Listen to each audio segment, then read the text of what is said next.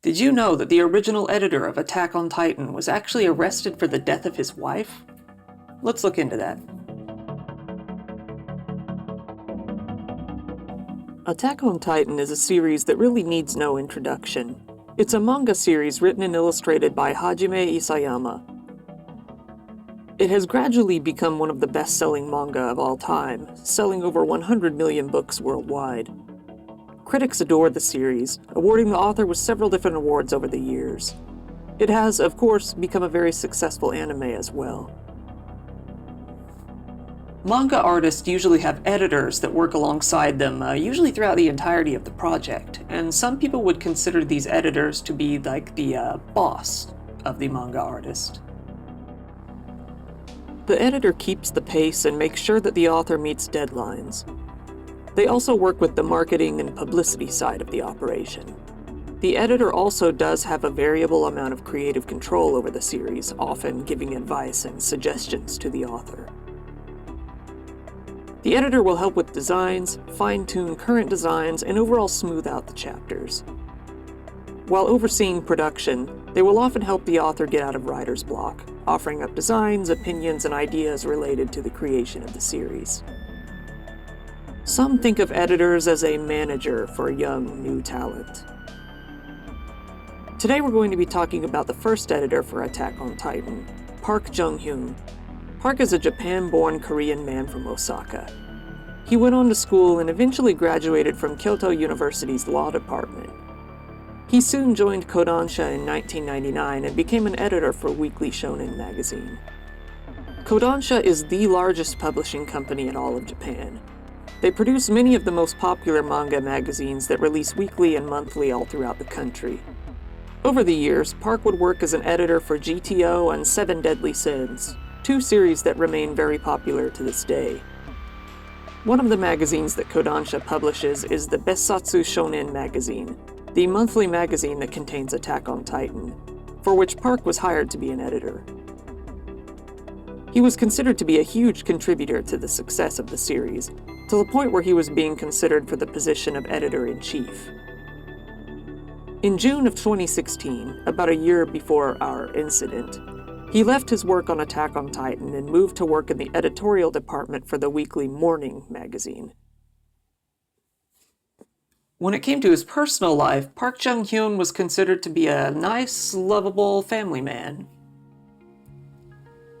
He was married to his wife, named Kanako, with whom he had a whopping 4 kids. Park was thought of as a talented man who would often dote on his kids.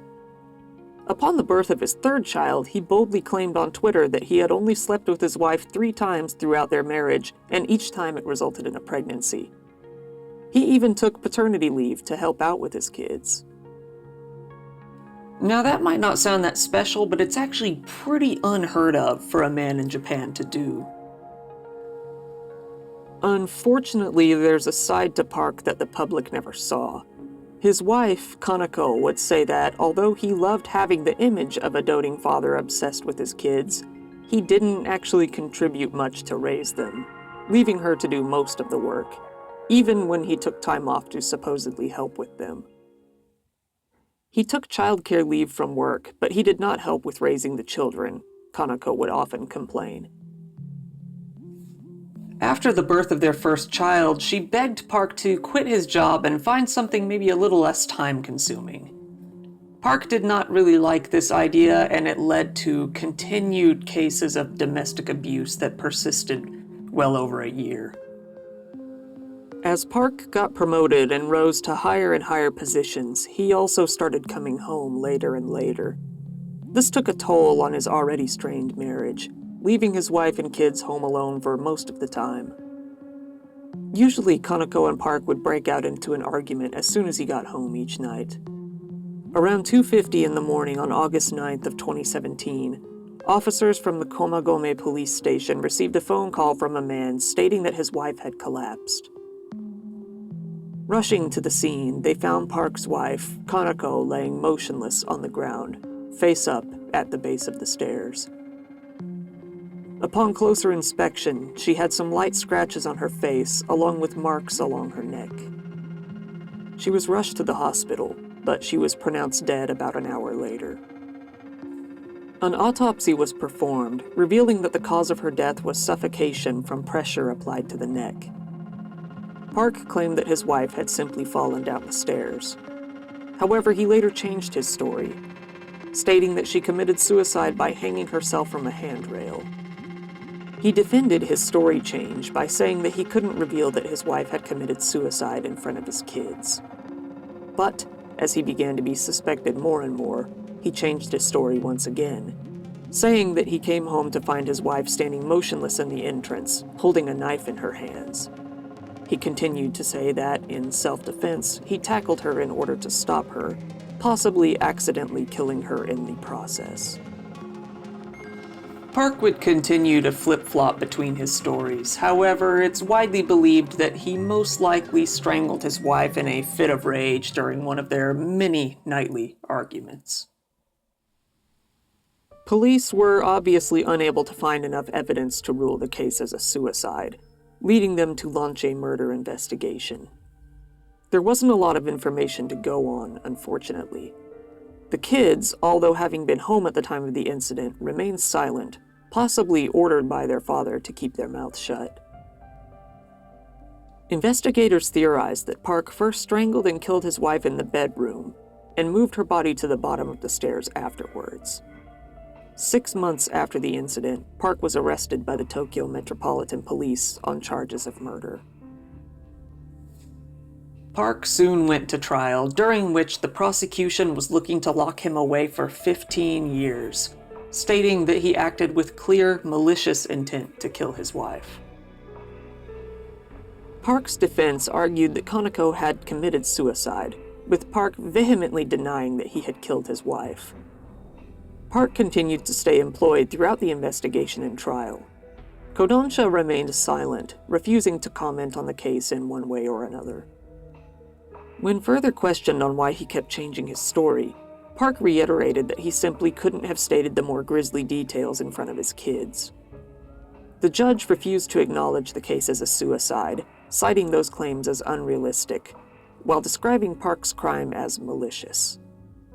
The defense continued to argue in Park's favor, claiming that a suspended sentence would be appropriate as Park would need to be around to raise his kids. Due to his kids, his risk of flight was also low, they said. They also didn't feel there would be any way he could destroy evidence if let free. However, the court ignored their propositions. The Tokyo District Court handed down an 11-year prison term to Park on March 6, 2019. He was denied probation. Later on down the road, some former co-workers at Kodansha would begin to kind of cast shade on Park, saying that he didn't really work all that hard on his projects. One even claimed that he would mainly duck out until it was time to publish an issue, where he would show up to give his okay on the publishment and then run off again. Whether this is true or whether they're simply trying to distance themselves from his tarnished reputation is unclear. There have been some influential people within the manga industry who have privately stated that this case is an embarrassment. The kids have lost their mother and now will lose their father in the prison system. By the time he's actually out, they won't even be kids anymore. From now on, they're living with Park's mother. Hopefully, she will be able to hold out despite suddenly having to afford food for 4 more people. Park continues to try to appeal the case, still insisting that it was a suicide, getting rejected each time. When speaking about some of the themes in Attack on Titan, Park would go on to say, "You could say that death is one theme of this story.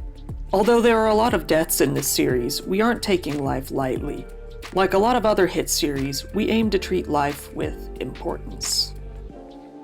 Irony.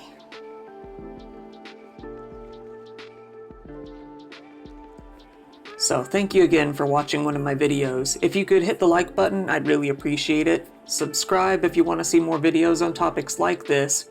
And hey, if you have a suggestion for a case, go ahead and leave it in the comments and I will credit you if I decide to cover it later.